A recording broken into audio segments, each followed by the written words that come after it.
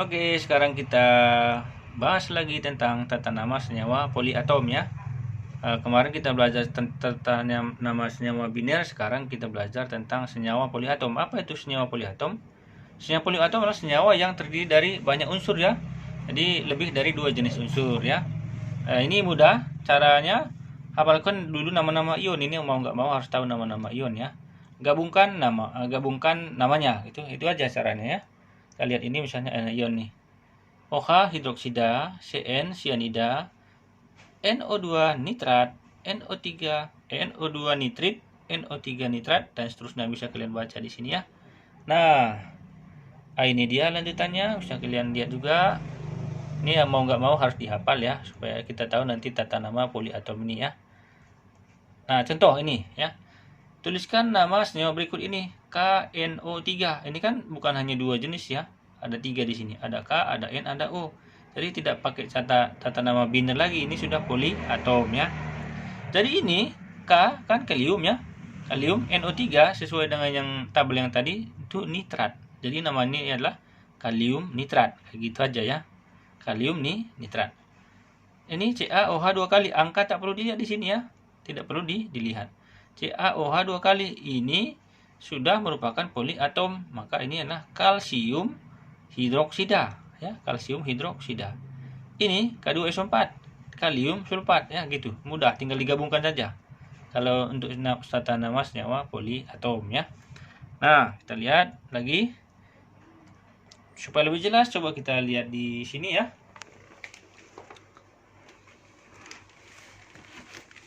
Misalnya ada senyawa K3PO4 ya.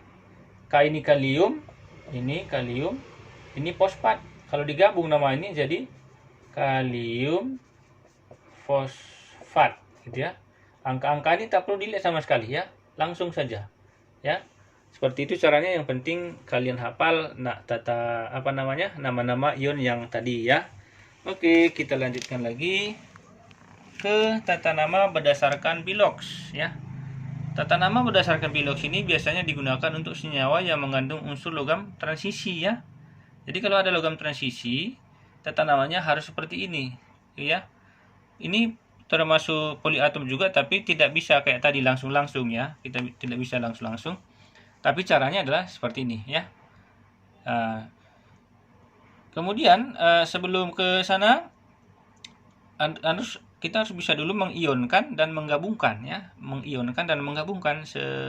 unsur menjadi senyawa itu dipecah menjadi diionkan gitu ya maksudnya. Contohnya nih, Cu2+ tambah NO3- jadi apa gitu ya. Dan ini caranya adalah Cu ini beri ke sini, 1 ini beri ke Cu. Nah, ini dia. Jadi hasilnya kan Cu1, tapi tandanya hilang, Cu1 min ini artinya -1 ya. Cu1 ini NO3 2 kali, dikurung ini. Kenapa dikurung? Karena senyawanya N dan O gitu ya. Kalau dia sudah lebih dari 1 harus dikurung ya. Dikurung seperti ini. Nah, jadi hasilnya CuNO3 2 kali. Ini harus tahu dulu ya cara gabungkannya. Kalau ini Cu2+ tambah SO4 2-. Hasilnya adalah 2 ini kasih ke sini, 2 ini kasih ke sini. Jadi ini Cu2 SO4 2 kali. Kalau dicoret ini harus dicoret ya. Hasilnya jadi CuSO4 gitu ya. Kalau setelah tahu ini, kita juga tahu nanti cara memecahnya gitu ya. Yang penting harus hafal dulu ion-ion yang tadi ya. Contohnya misalnya ini, sekarang kita mengionkannya, ionkan AgNO3. AgNO3 ngionkannya ya. Ag, jangan ke sini aja supaya jelas ya. Nah, bagaimana cara memecahkan atau mengionkan AgNO3 ya? Harus diionkan dulu ya. AgNO3. Kenapa? Karena ada logam transisi di sini ya. AgNO3 itu pecah menjadi ini aja dulu ya. NO3 ini harus kalian hafal, ini min. Ya. Nah, di sini Ag di sini ya. Positif berapakah di sini supaya dia jadi ini? Positif 1 ya. Jadi Ag akan beri ke sini, ini beri ke sini kan jadi ini dia. Harus pas gitu ya. Nah, gitu cara memecahkannya ya. CuSO4 misalnya. CuSO4 ini pecah menjadi apa? Nah, harus tahu dulu ion SO4 itu berapa min. SO4 2 min ya, harus dihafal yang tadi. Cu nya positif berapakah di sini supaya Nanti kalau kita gabung dia jadi ini gitu kan. Nah, kalau kita bikin positif 1 kan jadi Cu2 SO4 kan nggak sama kan. Nah, berarti ini kita buat positif 2. Kalau positif 2 kan dia jadi Cu2SO4 2 kali kan. Coret-coret ini kan jadi ini. Berarti ini positif 2 gitu ya. Kalau udah bisa mengionkan, namanya udah mudah ya. Jadi kalau ini apa namanya ini? Ini namanya adalah perak. Ag kan perak ya. Perak buka kurung. Ini positifnya kan positif 1, angka Romawi 1. Gabungkan ke sini. Nitrat. Nah, gitu caranya.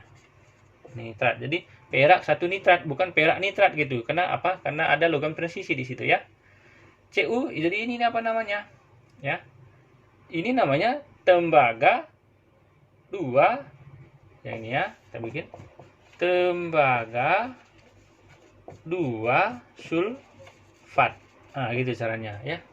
Nah, contoh yang lain mungkin bisa kita buat, katakanlah CuCl2 ya. Apa namanya gitu ya. Oh, ini harus sama cara tadi, kita ionkan dulu.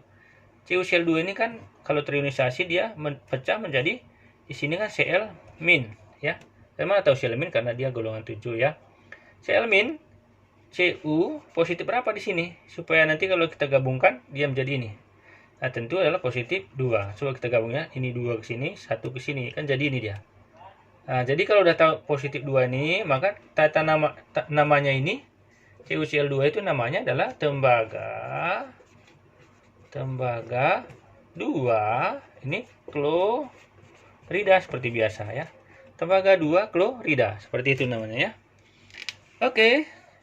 Kalau sudah jelas, kita coba lihat satu lagi ya. Nah, tata nama hidrat ya. Tata nama hidrat.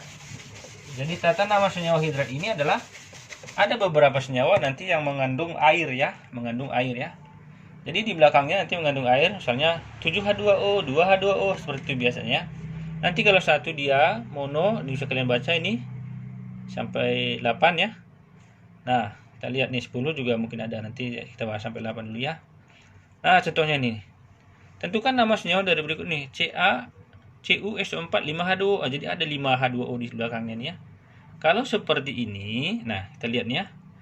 Ini kalau tadi kan, coba kita lihat ke sini aja supaya lebih jelas ya. CuSO4 5H2O.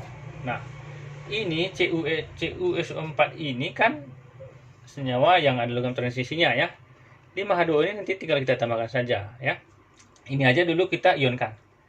CuSO4 tadi kan pecah menjadi Cu2+ dan SO4 2- ya.